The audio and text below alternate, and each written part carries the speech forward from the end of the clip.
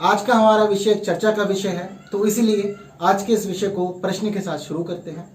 क्या आप एक विद्यार्थी हैं और आप सरकारी नौकरी पाने का सपना देखते हैं, या फिर आप एक पेरेंट और आप चाहते हैं कि आपका बच्चा सरकारी नौकरी करे?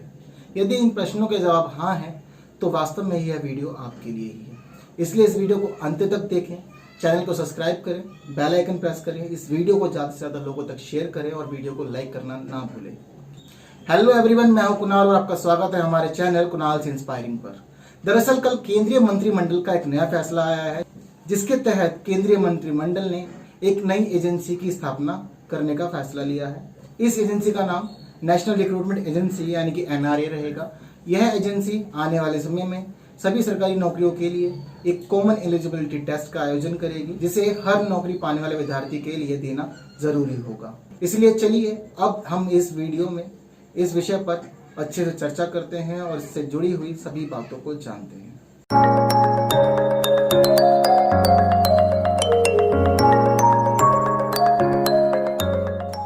चलिए अब आज के टॉपिक को शुरू करते हैं। दरअसल पिछले एक लंबे समय से केंद्रीय मंत्रिमंडल में यह फैसला अटका हुआ था, जो अब पास हो चुका है। दरअसल एक कॉम्पिटिटिव एग्जामिनेशन एस्पिरेंट को विभिन्न परीक्षाएं देने के लिए अलग अलग राज्यों में जाना पड़ता है, जिससे उसके बहुत अधिक पैसे और समय की बर्बादी होती है। तो इन्हीं सभी बातों को मद्देनजर रखते हुए एक राष्ट्रीय भर्ती एजेंसी बनाने की बात काफी लंबे समय से चल रही थी, जिसे कल पास कर दिया गया है और केंद्रीय मंत्रिमंडल ने इससे जुड़ी हुई विभिन्न बातों को इसमें शामिल किया है।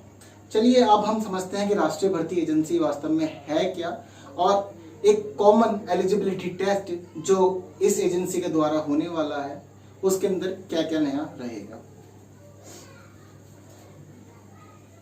NRA नेशनल रिक्रूटमेंट एजेंसी, जिसे राष्ट्रीय भर्ती संस्था भी कहा जाता है, आने वाले समय में इस एजेंसी के अध्यक्ष देश के प्रधानमंत्री होंगे।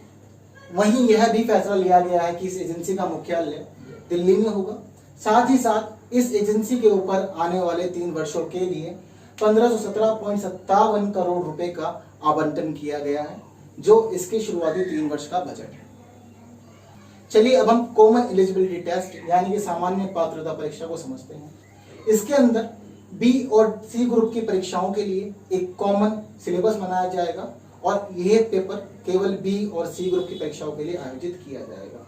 यह परीक्षा वर्ष में 2 बार आयोजित की जाएगी, जिसे 8वीं अनुसूची की 12 भाषाओं के तहत लिया जाएगा। वहीं साथ ही यह भी फैसला लिया गया है कि इस परीक्षा के अंदर किसी भी कैटेगरी के स्टूडेंट के लिए किसी भी प्रकार के अटेम्प्ट्स की कोई लिमिट नहीं होगी, लेकिन हाँ, इसके अंदर अपर एज लिमिट का फैसला लिया गया है कि एक अधिकतम आयु होगी जिसके अंदर के विद्यार्थी ही इस परीक्षा के अंदर बैठ पाएंगे। साथ ही साथ यह भी फैसला लिया गया है कि इस कॉमन एलिजिबिलिटी टेस्ट के लिए हर जिले में एक एग्जामिनेशन सेंटर बनाया जाएगा और किसी भी विद्यार्थी को किसी अन्य राज्य जाने की जरूरत नहीं होगी।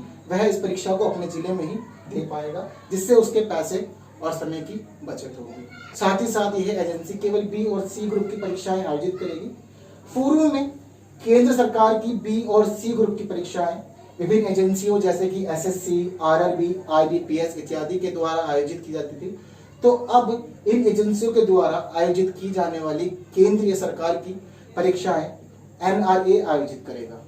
ध्यान देने वाली बात यह है कि अभी यह फैसला लिया गया है कि NRA केवल केंद्र सरकार की भर्तियों के लिए ही CET का आयोजन करेगी। साथ ही साथ यह भी फैसला लिया गया है कि NRA का जो स्टाफ होगा वह स्टाफ SSC, RRB, IBPS जैसी संस्थाओं से ही लिया जाएगा। इन्हीं एजेंसीज के प्रतिनिधि NRA संभालेंगे।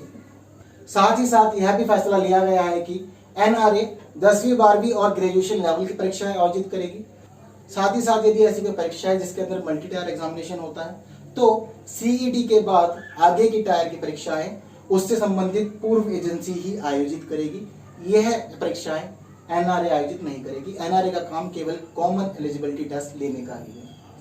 साथ ही साथ एक ध्यान देने वाली बात यह भी है कि CET के मार्क्स आने वाले 3 सालों के लिए वैलिड रहेंगे और इन 3 सालों के दरमियान होने वाली परीक्षाओं में व्यक्ति अपने अंकों के आधार पर भाग ले सकता है। कुछ एजेंसियों का यह भी कहना है कि 1 डे एग्जामिनेशन के लिए एक अभ्यर्थी को और परीक्षाएं नहीं देनी होगी। वह अपने 1 डे एग्जामिनेशन के कैंडिडेट्स का चयन केवल CET के आधार पर ही करने वाले हैं। चलिए अब हम यह जानते हैं कि आने वाले समय में इस एजेंसी से विद्यार्थियों को क्या क्या लाभ होने वाले हैं।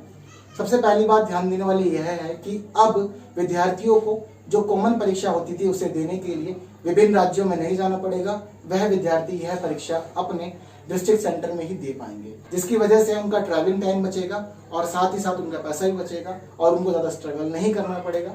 अपने एरिया में जाने के लिए समय बहुत कम लगता है और सभी लोग अच्छे से अपने एरियाज को जानते भी हैं। राष्ट्रीय भर्ती एजेंसी से जुड़ी हुई सभी बातों को जानने के बाद तो आप तैयार हो जाइए।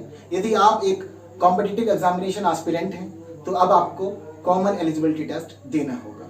तो आपको इस परीक्षा के लिए best of luck. Thank you so much for watching this video.